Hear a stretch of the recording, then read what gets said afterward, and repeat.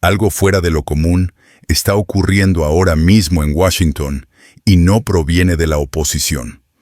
Por primera vez, son los propios republicanos quienes están resistiéndose a Donald Trump, avanzando en silencio para frenar el poder al que intenta aferrarse a toda costa. Declaraciones de emergencia retórica de nivel bélico y un pánico creciente entre bastidores están chocando mientras el Congreso interviene para marcar un límite. Esto no es simplemente otra lucha política ni una noticia de última hora. Es una prueba para determinar si el poder estadounidense se rige por la ley o por los impulsos de un solo hombre. Quédate hasta el final, porque lo que está ocurriendo aquí podría transformar la forma en que funciona el poder en Estados Unidos mucho después de que desaparezcan los titulares. Imagina este momento. Es de noche en Washington. Las oficinas del Capitolio aún están iluminadas. Los asesores tensos se deslizan por los pasillos en silencio, enviando mensajes que apenas se atreven a comentar en voz alta. Las pantallas de los teléfonos se encienden una tras otra mientras senadores desconcertados vuelven a leer la misma notificación, incrédulos preguntándose si lo que ven es real. El presidente de los Estados Unidos está furioso, pero esta vez no con los demócratas, ni con la prensa. Está enfurecido con su propio partido, y eso lo cambia todo. Por primera vez en mucho tiempo, la insurrección no proviene de manifestantes al otro lado de las rejas del poder. No son pancartas, ni megáfonos, ni gritos en las calles. El verdadero desafío ha comenzado dentro de los muros, dentro del corazón mismo del sistema. Y ahí es, históricamente, donde nacen los peligros más profundos, cuando el colapso se gesta desde el interior. Porque ahora mismo, los republicanos están rebelándose contra Donald Trump. Y esto no es una escaramuza más entre facciones MAGA, ni filtraciones anónimas para asustar a donantes. Lo que está ocurriendo es más profundo, más gélido, más trascendental, porque golpea directamente en el único punto que Trump considera sagrado: el poder sin restricciones. Lo que convierte esta rebelión en algo histórico no es solo la desilusión de algunos simpatizantes ante promesas rotas, la promesa de no iniciar nuevas guerras, la frustración ante un coste de vida que no deja de subir, o los eternos silencios frente a divulgaciones que nunca llegan. No, lo que realmente importa es que los propios legisladores republicanos están empezando a actuar públicamente contra la autoridad que Trump se niega a soltar, la misma autoridad que ha moldeado a su antojo durante años. Y cuando eso ocurre, cuando los frenos internos del sistema comienzan a activarse, los presidentes no reaccionan con serenidad. Se intensifican, exageran, declaran emergencias. Y eso precisamente es lo que estamos viendo desarrollarse ahora mismo: una presidencia que se agarra al espectáculo y al lenguaje de la crisis para evitar su propia implosión. Porque en el centro de esta revuelta interna hay una verdad tan simple como aterradora, una que incluso los veteranos de Washington apenas se atreven a pronunciar en voz alta. El presidente de los Estados Unidos ha contemplado públicamente la posibilidad de usar fuerza militar en contextos que podrían arrastrar a América no contra enemigos lejanos, sino contra sus propios aliados.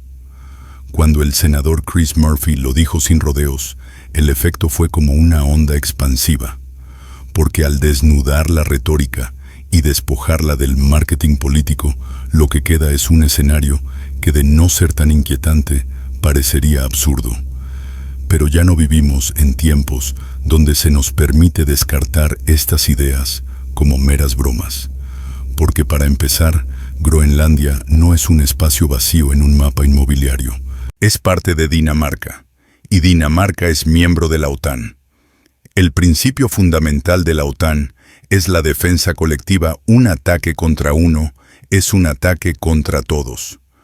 Cualquier acción militar sobre ese territorio no es un gesto simbólico, es una pesadilla legal y estratégica que colocaría en teoría a Estados Unidos en conflicto directo con Europa.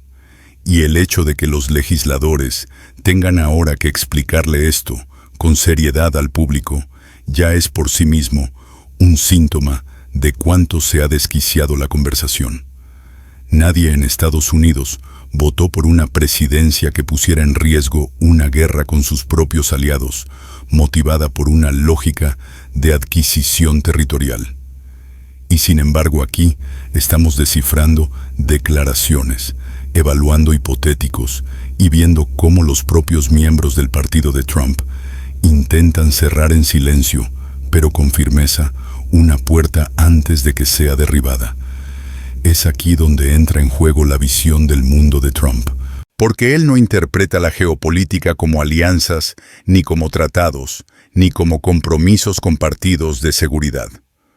Para él, todo se reduce a propiedad, a palanca, a transacciones que pueden imponerse si se presiona lo suficiente.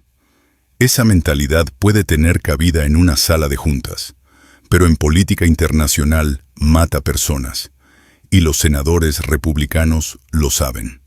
Comprenden que en cuanto un presidente plantea la acción militar como una opción válida, la maquinaria se pone en marcha, le guste o no al Congreso. Por eso el Acta de Poderes de Guerra se convirtió de repente en el campo de batalla, no como una discusión constitucional abstracta, sino como un freno de emergencia. Y cuando se activó ese freno, cuando los republicanos se unieron a los demócratas para aprobar una resolución que limitaba la capacidad del presidente para actuar unilateralmente, Trump no respondió con diálogo ni negociación. Lo hizo con ira, con insultos, con amenazas. Porque eso es lo que ocurre cuando alguien que concibe el poder como algo personal descubre de pronto que en realidad es condicional. Y la llamada filtrada al Senado, en particular a la senadora Susan Collins, no fue solo por un voto, fue una sacudida. El descubrimiento de que la lealtad tiene un límite, de que incluso dentro de su propio partido existen líneas que si se cruzan provocan resistencia. Y para Trump, esa resistencia es existencial, porque toda su estrategia de reelección se basa en proyectar fortaleza, inevitabilidad y control absoluto. Nada destruye esa imagen más rápido que ver a los tuyos decirte no, en público especialmente, cuando lo que está en juego es la autoridad de guerra y los límites constitucionales. Y ahí es donde el relato se acelera. Porque cuando se enfrenta al rechazo, Trump no se retira, redefine, se reconfigura, recurre al lenguaje de la emergencia, declara medidas extraordinarias no como herramientas de gestión, sino como armas políticas. La declaración de emergencia nacional, vinculada a los activos petroleros de Venezuela, no fue un hecho aislado ni improvisado. Encajaba con precisión en una estrategia que Donald Trump ha venido perfeccionando desde el inicio de su mandato, la utilización del lenguaje de crisis como herramienta de poder. Con esta medida, el presidente no solo se colocaba a sí mismo como el único guardián de la seguridad nacional, sino que también señalaba a los legisladores disidentes, incluidos los de su propio partido, como obstáculos peligrosos para la estabilidad del país. La narrativa era sencilla, contundente y diseñada para polarizar: o estás conmigo o estás en contra de Estados Unidos. Pero la realidad, la que no aparece en los titulares, ni en los discursos, ni en los tweets, era mucho más compleja. Esta emergencia no se trataba de una amenaza inminente. Detrás había cronogramas largos, intereses empresariales colosales, infraestructuras inciertas y beneficios proyectados que en el mejor de los casos favorecerían a conglomerados energéticos multinacionales y no precisamente al ciudadano medio estadounidense. Sin embargo, Trump nunca ha jugado a explicar la complejidad. Su estrategia no es la claridad, sino la dominación. La confusión es útil, la distracción es intencionada, y controlar la narrativa es vital, porque declarar una emergencia no es simplemente un gesto legal, es reescribir las reglas del tablero. Las emergencias concentran el poder, eluden el debate, desvían la atención de las preguntas incómodas. Y ahora mismo, pocas preguntas son más incómodas para esta administración que estas. ¿Por qué los esfuerzos de transparencia prometidos desde hace años se han paralizado? ¿Por qué los documentos siguen sin publicarse? ¿Por qué fue necesaria la presión bipartidista para que ciertas acciones de supervisión avanzaran en lugar de un impulso claro desde el Ejecutivo? Cuando legisladores como Sheldon Whitehouse empiezan a hablar abiertamente sobre los incumplimientos de los inspectores generales y los retrasos sin explicación en los plazos, están enviando una señal importante. No están emitiendo veredictos, no están lanzando acusaciones, están expresando una preocupación legítima que el propio proceso institucional se está descomponiendo. Y esa preocupación es exactamente lo que Trump no puede permitirse, porque su supervivencia política no depende ya de ganar debates, sino de agotar al público, de inundar el espacio mediático, de mantener cada escándalo luchando por atención hasta que la audiencia se rinda.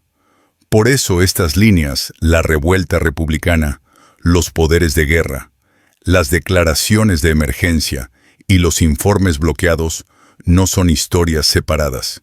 Son distintas caras de un mismo fenómeno, una presidencia que corre desesperadamente para esquivar la rendición de cuentas, acelerando el caos como método de defensa. Y los mismos republicanos que durante años lo aprobaron todo sin cuestionar, hoy empiezan a calcular el coste real del silencio. Están midiendo el daño institucional frente a la lealtad al partido. Y muchos empiezan a comprender que si no actúan ahora, puede que dentro de poco ya no reconozcan el sistema que juraron proteger.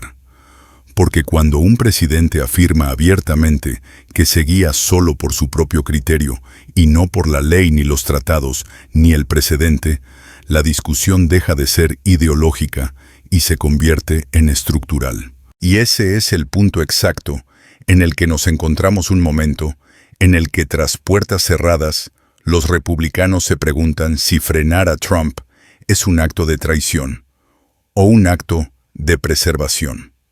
La historia no recuerda quién gritó más fuerte en las redes sociales. Recuerda quién intervino cuando las reglas estaban a punto de romperse. Y esta revuelta silenciosa, en algunos sectores explosiva, en otros, podría ser la primera señal auténtica de que finalmente los frenos internos del sistema están siendo puestos a prueba. No por sus adversarios políticos, sino por quienes conocen desde dentro el riesgo de dejar el poder absoluto sin vigilancia cuando ese poder viene envuelto en agravios espectáculo y en un estado de emergencia permanente. A medida que se profundiza esta rebelión interna, el foco de la historia ya no está en lo que Donald Trump dice ante las cámaras, sino en lo que los republicanos hacen cuando nadie los ve. Detrás de las ruedas de prensa, de los discursos calculados y del ruido digital, hay una conciencia creciente entre los legisladores del Partido Republicano. Ya no están lidiando con una presidencia convencional. Están tratando con un líder que interpreta cada límite institucional como un ataque personal. Y esa comprensión está empezando a cambiar su comportamiento de formas que habrían sido impensables hace apenas un año. Porque cuando la resolución sobre los poderes de guerra avanzó con votos republicanos, no fue un accidente. No fue una distracción pasajera, ni una pérdida de disciplina partidaria. Fue un movimiento calculado, un mensaje deliberado por parte de senadores que entienden que si el Ejecutivo empieza a normalizar la amenaza militar unilateral, especialmente contra territorios aliados, el Congreso se convierte en un actor irrelevante, a menos que decida reafirmarse. Y ese miedo no es político, es constitucional. Porque el acta de poderes de guerra existe precisamente para momentos como este, cuando los impulsos de un presidente superan las barreras del sistema. Y el hecho de que Trump reaccionara con vulgaridades, intimidaciones y amenazas de destrucción política solo refuerza las sospechas de que su proceso de toma de decisiones ya no responde a estrategia, sino a instinto agravio y obsesión con el legado. Y esa palabra legado es crucial aquí, porque la obsesión de Trump por ser recordado, por ser visto como dominante transformador y trascendental, choca cada vez más con una realidad incómoda que sus promesas no se han traducido en estabilidad, prosperidad ni moderación. Y cuando el mito de ni una sola guerra nueva se desploma bajo el peso de su retórica bélica, incluso sus seguidores más leales empiezan a dudar. Las guerras no son conceptos abstractos para el votante común. Son costes, son riesgos, son consecuencias. Y los republicanos que se juegan la reelección lo saben perfectamente. Ningún eslogan, por brillante que sea, puede convertir un conflicto con aliados en una victoria electoral. Por eso el giro de Trump hacia los poderes de emergencia no transmite liderazgo, transmite pánico, porque las emergencias le permiten eludir el debate, marginar la disidencia y reconfigurar cualquier oposición como un acto de sabotaje. Y esta táctica no es nueva. Tiene antecedentes no solo en la política estadounidense, sino en la historia de todos los regímenes, donde el poder comienza a resquebrajarse, líderes que al sentir que el control se les escapa, invocan medidas extraordinarias para congelar el momento político a su favor. En el caso de Donald Trump, la llamada emergencia nacional en torno a los activos petroleros de Venezuela es un ejemplo de manual sobre cómo los recursos económicos pueden transformarse discursivamente en amenazas a la seguridad nacional, incluso cuando los beneficios reales son lejanos, inciertos y en gran medida destinados a grandes corporaciones.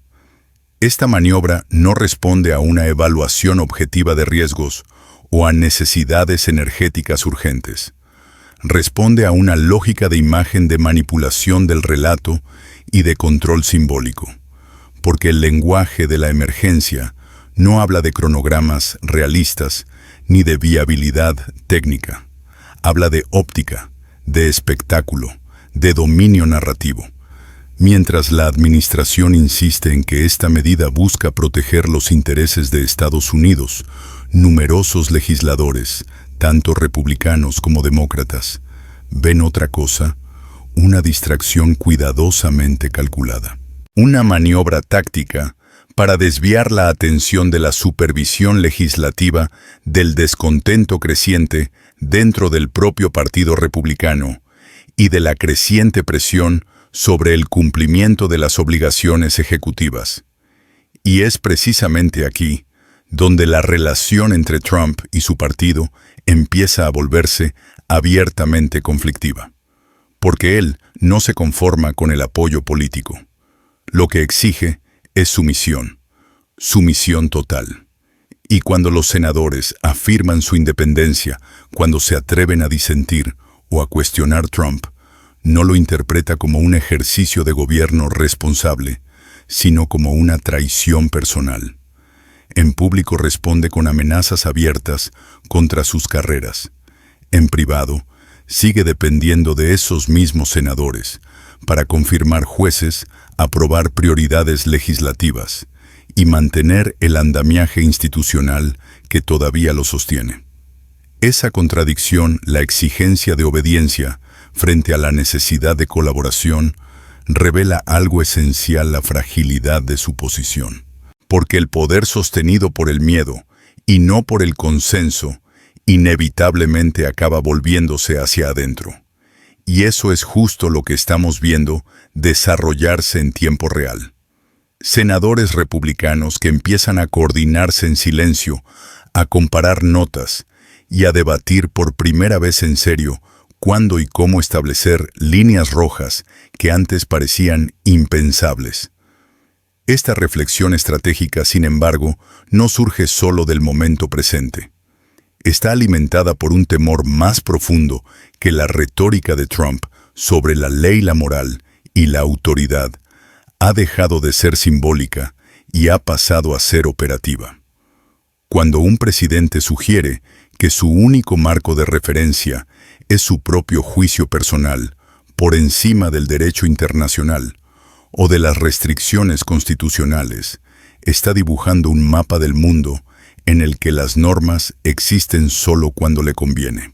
Y esa cosmovisión, más que cualquier escándalo puntual, aterroriza a los legisladores que comprenden una verdad fundamental: los precedentes sobreviven a los presidentes.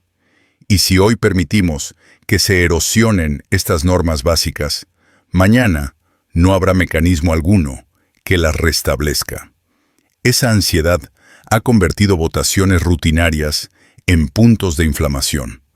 Ha transformado llamadas telefónicas en enfrentamientos tensos y ha elevado desacuerdos políticos al nivel de pruebas existenciales sobre si el sistema institucional puede sobrevivir a su propia deriva. Todo esto está ocurriendo mientras fuera de los muros del poder crece la confusión pública. Un agotamiento colectivo donde cada vez resulta más difícil distinguir lo importante de lo superficial. Pero esa confusión no es casual, es parte del diseño, porque en un entorno de información sobresaturada, donde todo parece urgente, nada es realmente fiscalizado. Y Trump siempre lo ha sabido: si todo es noticia de última hora, entonces no hay responsabilidad real. Por eso la convergencia de historias que estamos viendo, la lucha por los poderes de guerra, la declaración de emergencia, la revuelta republicana y las revelaciones bloqueadas, no son hechos aislados. Son grietas conectadas dentro de una estructura sometida a una presión para la que no fue diseñada. Y aquellos republicanos que durante años justificaron cada exceso como algo temporal o meramente táctico, ahora están enfrentando una posibilidad incómoda: que el silencio ya no es neutral, que no hacer nada equivale en la práctica a permitirlo todo. Y esa revelación está cambiando radicalmente el tono dentro del partido. La lealtad ciega ha dado paso a una lógica de contención, casi de urgencia médica. Ya no se preguntan cómo ayudar a Trump a ganar el siguiente ciclo mediático. Se preguntan cómo evitar que las instituciones queden irreversiblemente dañadas cuando él ya no esté. Y ese cambio sutil en su forma pero profundo en sus consecuencias es lo que hace que esta revuelta se sienta diferente. Más silenciosa, sí, pero infinitamente más seria. Porque no está motivada por ideología. Está impulsada por alarma, por legisladores que han comprendido que cuando los poderes de emergencia se convierten en rutina y la retórica de guerra se vuelve habitual, la frontera entre gobierno legítimo y autoritarismo empieza a desdibujarse. Y cuando esa frontera desaparece, rara vez se recupera sin un alto coste institucional y democrático. Ese coste es precisamente lo que ahora, quizás demasiado tarde, los republicanos están intentando evitar. Aunque Trump intensifique sus ataques, aunque enmarque cualquier límite a su autoridad como un atentado contra la nación misma, porque para él, en su visión distorsionada del poder, él y la nación son lo mismo. Y esa creencia, más que cualquier política, más que cualquier escándalo puntual, es lo que finalmente ha empujado a miembros de su propio partido a decir basta, a levantarse en resistencia, a preparar el terreno para una confrontación interna que no solo definirá esta presidencia, sino el equilibrio de poder que regirá mucho después de que los titulares se desvanezcan. Mientras el debate público sigue centrado en los poderes de guerra y en las declaraciones de emergencia, algo más silencioso, pero igualmente perturbador, está ocurriendo bajo la superficie. Una presión menos visible, más sutil, más burocrática, pero no por ello menos peligrosa.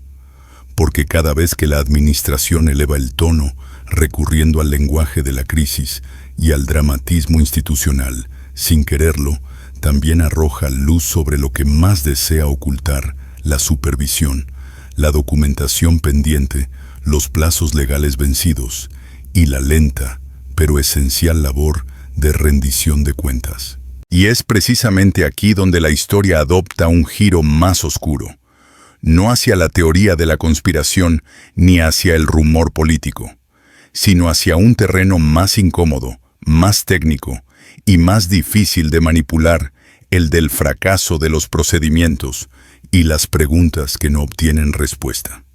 Porque cuando los legisladores comienzan a exigir explicaciones sobre por qué se están retrasando las divulgaciones prometidas, por qué las revisiones se alargan indefinidamente y por qué los plazos legales establecidos por estatuto se incumplen sin justificación, no están lanzando acusaciones, no están dictando condenas, están señalando indicadores de alerta. Y las señales de alerta en política no son peligrosas porque demuestren culpabilidad. Lo son porque invitan al escrutinio.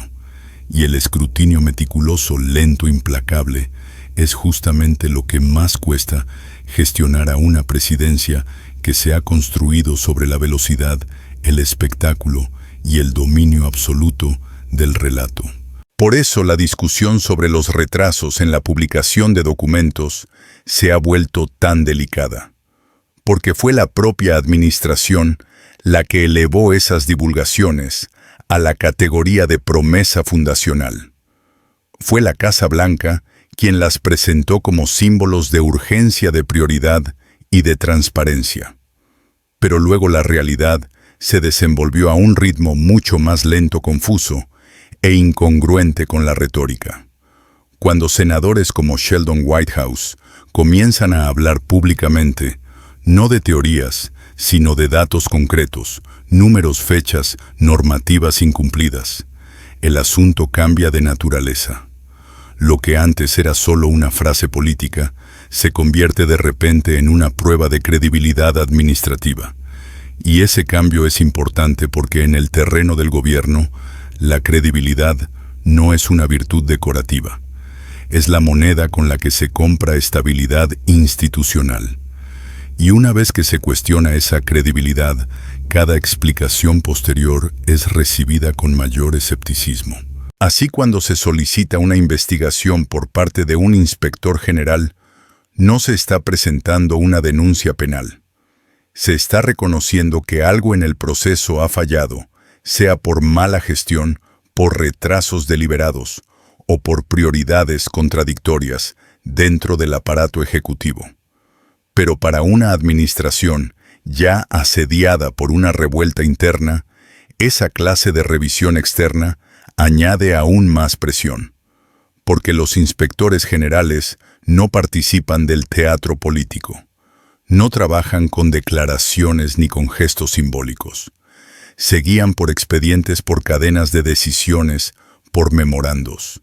Y sus informes no desaparecen con un tuit ni con una ovación en un mitin. Es en este punto donde la estrategia de Trump se revela con mayor nitidez. No tanto en una declaración concreta, sino en un patrón de comportamiento. Cada vez que se intensifica la vigilancia, él amplía el relato. Cada vez que el cerco se estrecha, él cambia el enfoque, declara una nueva emergencia, señala enemigos externos, eleva el dramatismo, cambia el tema. Y lo hace no de forma casual, sino por reflejo. Es un instinto político depurado, a lo largo de décadas, inundar el espacio mediático, mover el foco, elevar las apuestas y confiar en que el público saturado pierda el hilo. Pero hay un problema: el Congreso no es una audiencia, es un poder del Estado, un poder igual, y algunos legisladores están empezando a comportarse como tal de nuevo. Están reclamando citaciones, siguiendo el rastro de transferencias financieras, preguntando por qué no se exploraron ciertas vías de control, si en teoría la transparencia era una prioridad. Y una vez más, no se trata de probar un delito, se trata de reconstruir un proceso, porque los procesos no tienen emociones, no responden a gritos ni a gestos de autoridad, tienen registros, tienen papeles. Y los papeles, a diferencia de los discursos, son tercos. No cambian de forma según quien los interprete. Cuanto más avanza esta investigación, más cerca está de chocar con la esencia del método Trump, no el funcionamiento institucional, sino el control narrativo. Porque lo que Trump teme no es un informe específico, sino lo que implica perder la capacidad de imponer su versión de los hechos en tiempo real. Y ese miedo lo explica casi todo: el aumento de la retórica sobre la lealtad, la tendencia a presentar cualquier disenso como sabotaje, e incluso la forma en que una supervisión bipartidista es calificada como ataque partidista. Porque aceptar una revisión imparcial es aceptar que no todo está bajo control. Y Trump ha vivido siempre bajo una premisa central: controlar es sobrevivir. Y es aquí donde regresamos al motivo por el cual tantos republicanos están hoy profundamente inquietos. Porque lo que están viendo no es una tormenta mediática pasajera, ni una simple pérdida de control en el ciclo informativo. Lo que perciben es una convergencia crítica.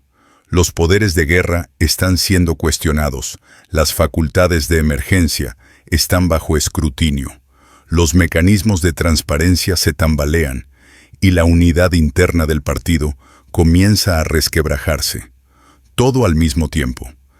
Y comprenden que esto no es un momento más de tensión institucional, es una prueba de estrés del sistema, un experimento en tiempo real para determinar si las instituciones aún funcionan cuando la presión no viene desde fuera, sino desde el corazón mismo del poder ejecutivo.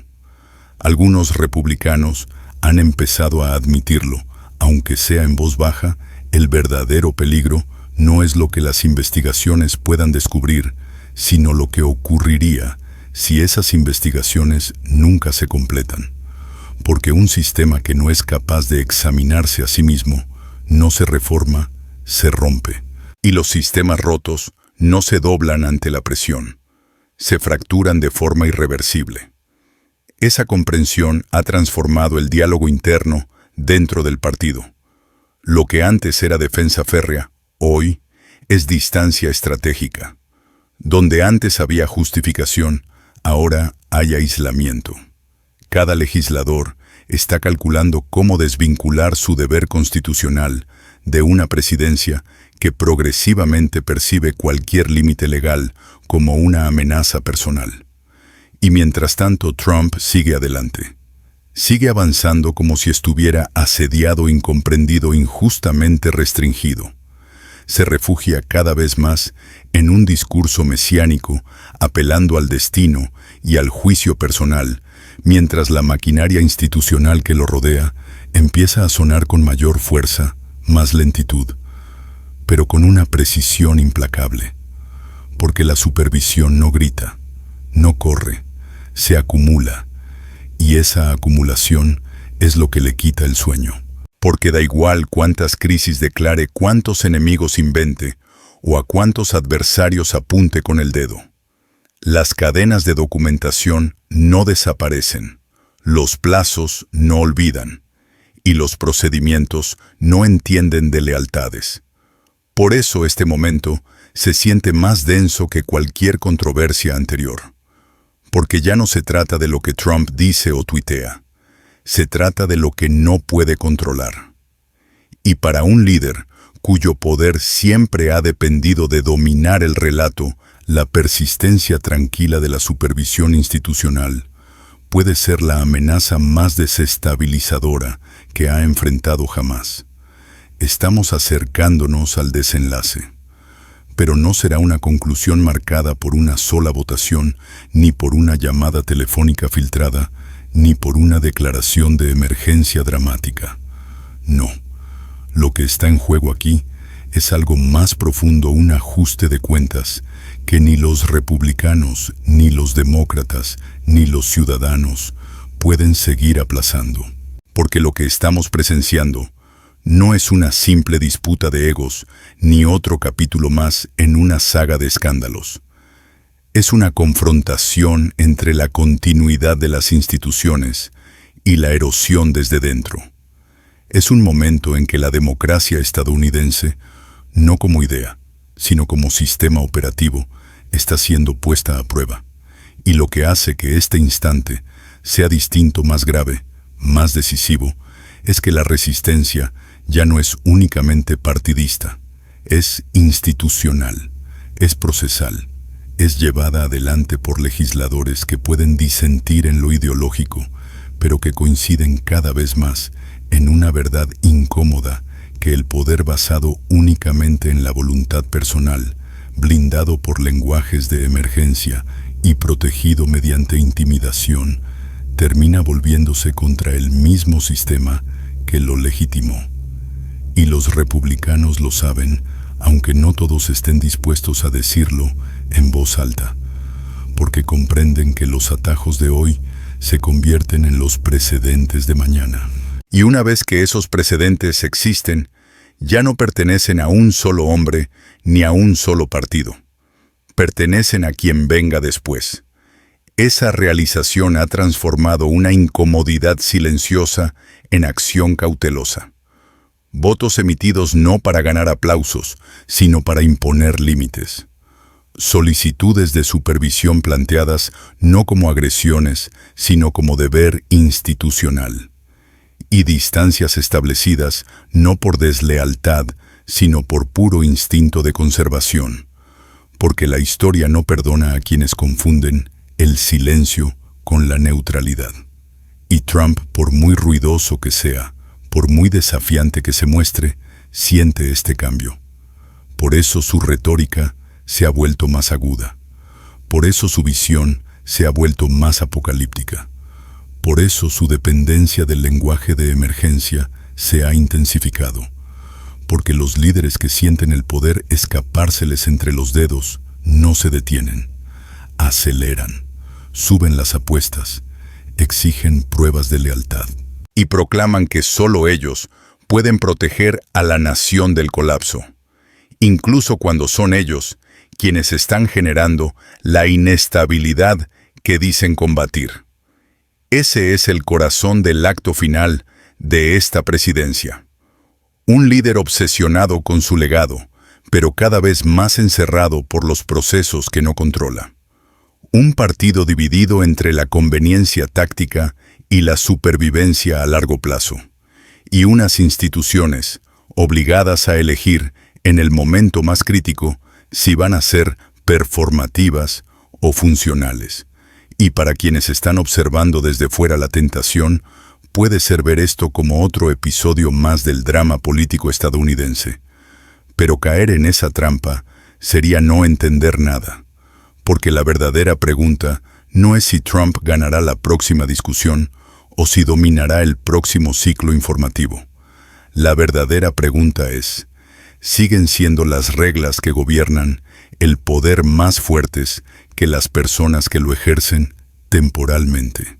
Y esa pregunta no les pertenece solo a los políticos, nos pertenece a todos, a los votantes, a los ciudadanos, a cualquiera que espere de sus líderes estabilidad, no espectáculo.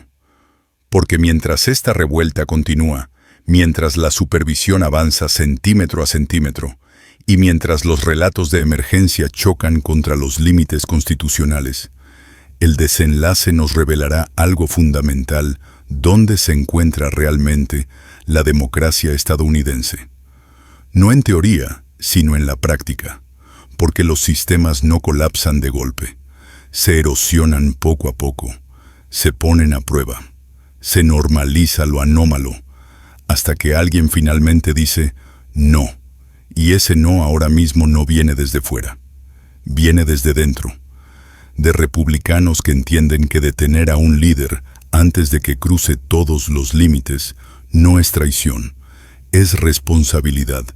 Y si esa responsabilidad resiste la presión, no solo redefinirá esta presidencia, reescribirá las reglas para todas las que vengan después. Por eso, este momento importa. Por eso merece algo más que indignación. Por eso exige participación, vigilancia y conversación. Porque la democracia no se protege sola. Depende de personas que estén dispuestas a defenderla cuando es incómodo, cuando es impopular, cuando es arriesgado.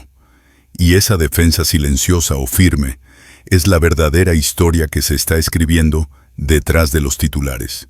Una historia que no se plasmará en declaraciones grandilocuentes, ni en amenazas, sino en las decisiones que se toman cuando el poder finalmente encuentra sus límites. Y ahora, el mundo entero está mirando para ver si esos límites siguen significando algo.